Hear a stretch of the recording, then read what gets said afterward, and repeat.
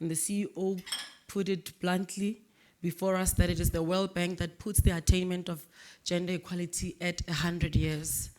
And I was wondering, what am I missing? Apart from the fact that we did not sing chairperson, we only got to do that at the end. Usually we sing at these gatherings. But I felt like there was something that I was missing. And it reminded me of a conference that I attended, I believe it was in 2015. And the then chairperson of the African Union Commission, Dr. Nkosazana Dlamini Zuma, who opened the conference by asking a question. A lot was said in that conference. I don't remember much that was said. Very profound things were shared. But what I remember is the question that she posed to say, are we afraid to rock the boat? Why are we so afraid to rock the boat? And I think 9 years later, I'm not very good with math, I hope it's 9 years for real, 2015 up to now. And this question still resonates. And it's a question I'd like to pose right at the beginning of today. Why are we afraid, or are we even afraid to rock the boat? I will not waste time. I think we should ponder on that. For now, let me just outline our program for today. Like I said, it's a short program, and we need to keep to time because colleagues will be flying out. We are using the public purse, so we cannot waste money.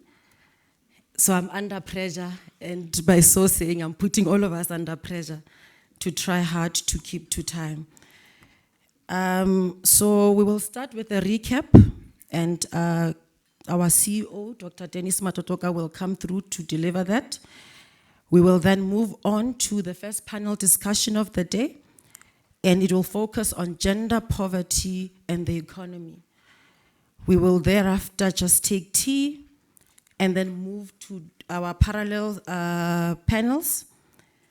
The green stickers will remain in the room, and the focus will be on gender, human rights, and the environment. And those who have the pink sticker will then move to the 7th floor again to attend the panel on gender in the media. After that, we will come back to this area, and then we will take the conference declaration. Then we will move on to the closing remarks, and then lunch will be served. From there on, it will be departures. So that is our brief program for the day. And at this juncture, let me just welcome the CEO to please come through and take us through key messages, key issues that were discussed yesterday as we began this journey together. Thank you. Over to you, CEO.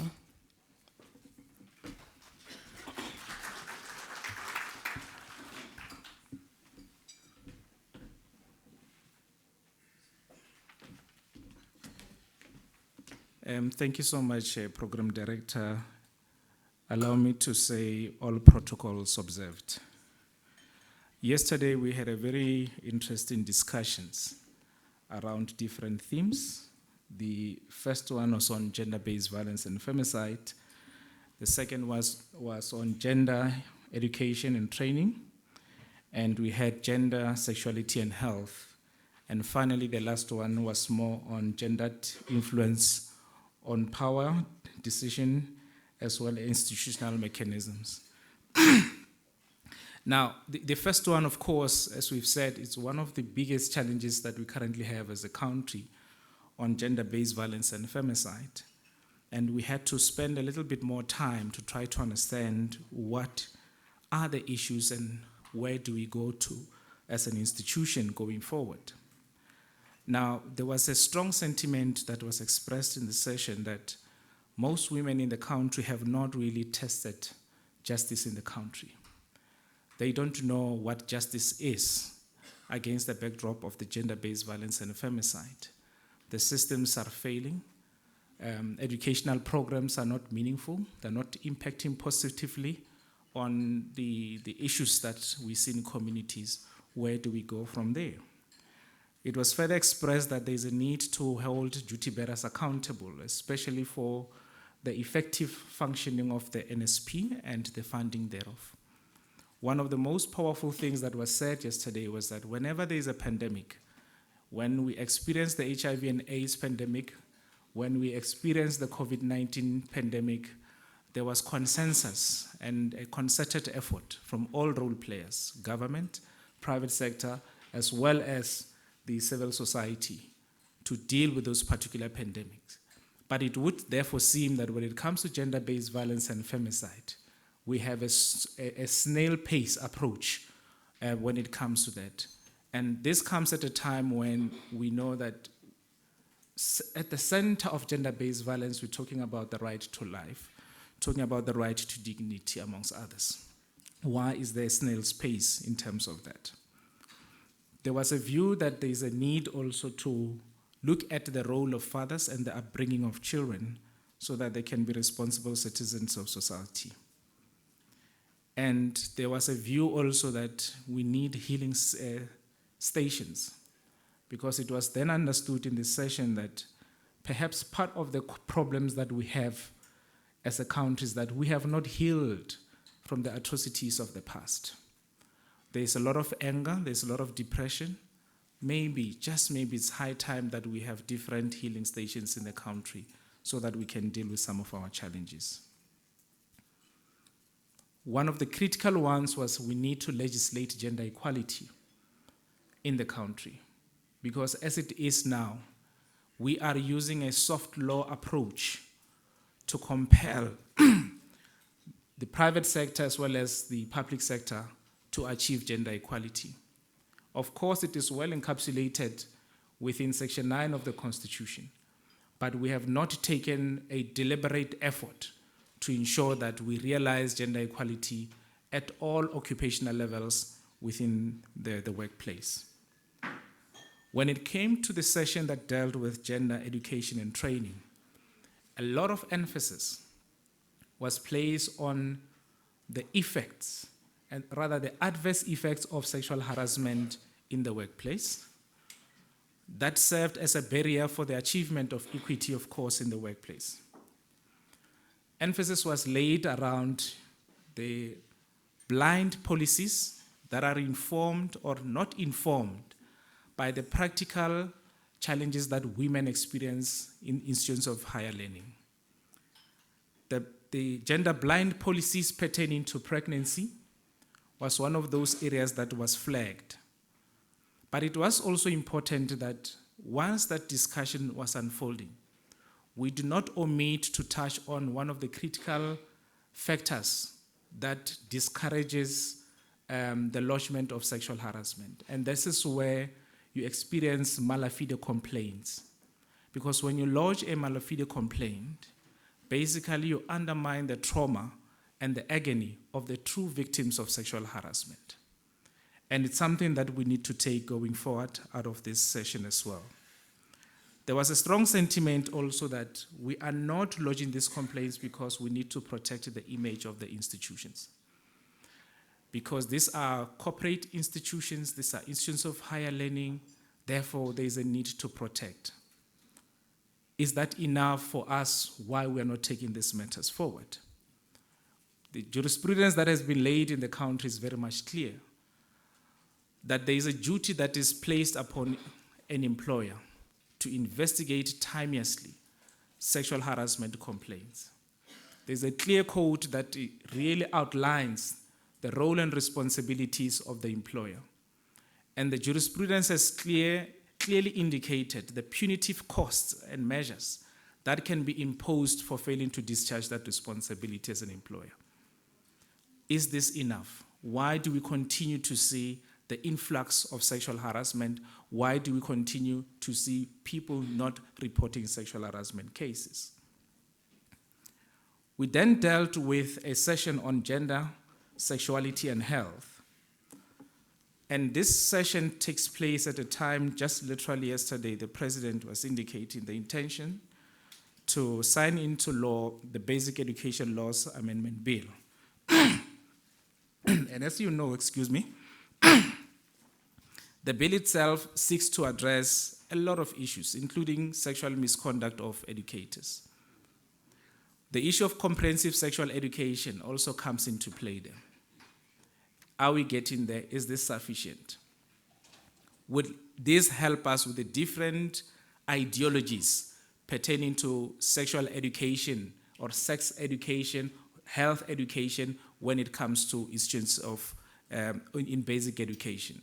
Because as a country, we have moved from having topics that are taboos because of the current wave of violations that we see in society.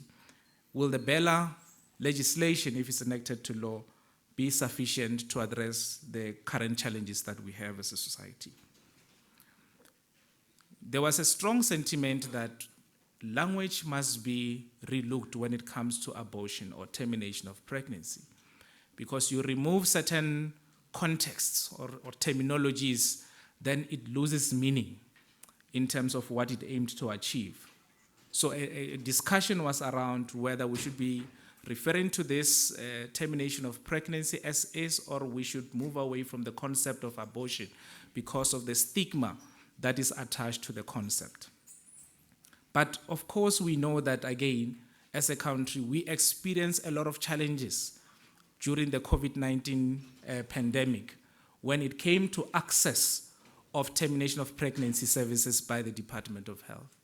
Because a lot of focus, truly speaking, was on dealing with the pandemic, but we know that as the CGE, we received even an influx of complaints where women could not access these services during that era.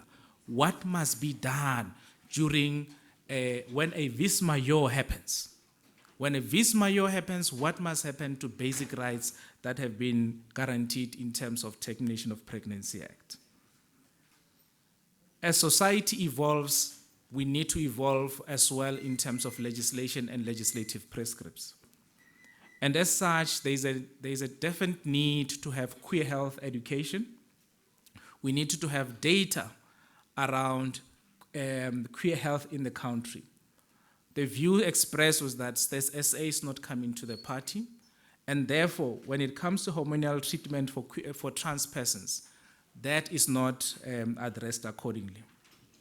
So therefore, also the issue around gender ideologies and education system, hopefully it will be one of the areas that we tackle going forward. But the question still stands, will the Bella legislation address some of this? And we cannot move away, or rather we could not move away from the discussions around health without touching one of the critical investigations that the CGE is in handling.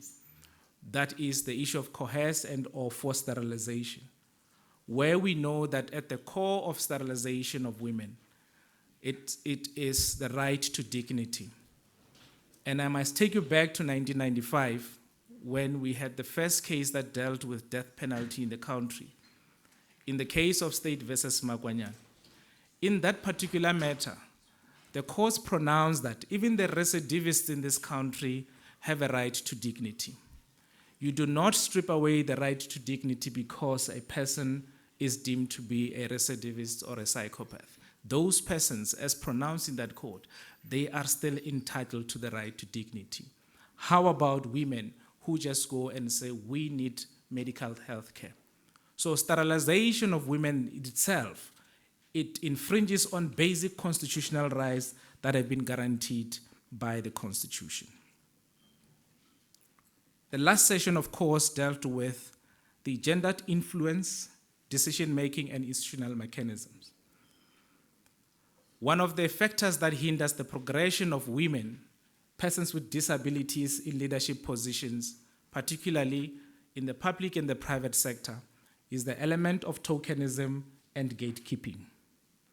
And it reminded me of one of the cases that the BBBE Commission handled some several years ago, because we know that the attainment of the BE status requires you to have representation in terms of vulnerable groups. And they dealt with a matter where a secretary who did not even know that she's a shareholder was registered as a shareholder, but was not even receiving the proceeds. And the company in question was making a lot of money because of that. But they used her status as a black woman in particular for them to elevate their qualification as an institution. So that is fronting at its best, and it undermines the steps that we want to achieve as a country to have meaningful transformation where vulnerable groups can be put on the same pedestal with those that were previously advantaged.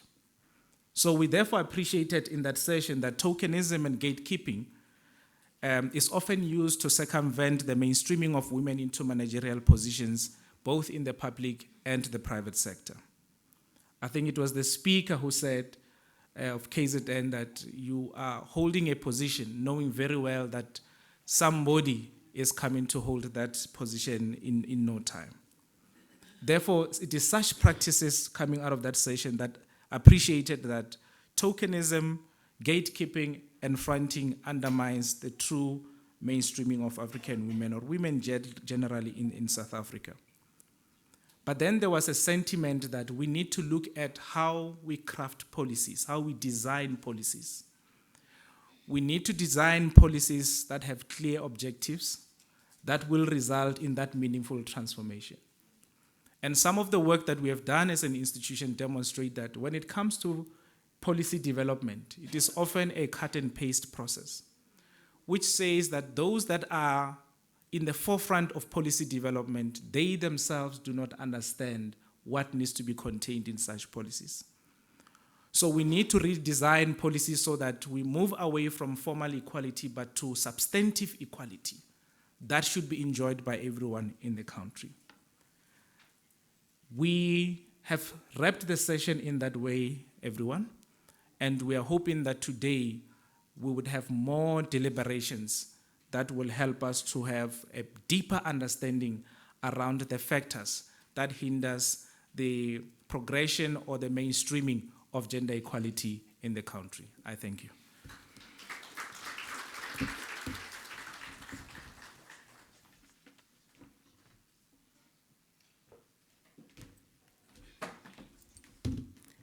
Another round of applause, colleagues.